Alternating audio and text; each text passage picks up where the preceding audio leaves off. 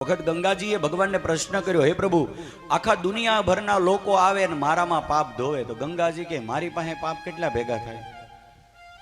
સાચી જ વાત છે ને. હા, આપણે બધા જે કાંઈ પાપ કરીએ પછી શું કરી, હાલો ગંગામાં જઈ ગંગામાં નાઈ લઈને પાપને ધોઈ નાખીએ.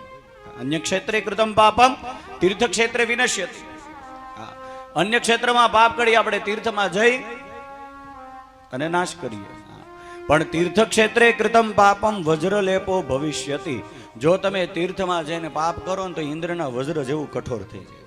એટલે તીર્થમાં જઈને હંમેશા યાદ રાખવું, પાપ તો ન થવું જોઈએ.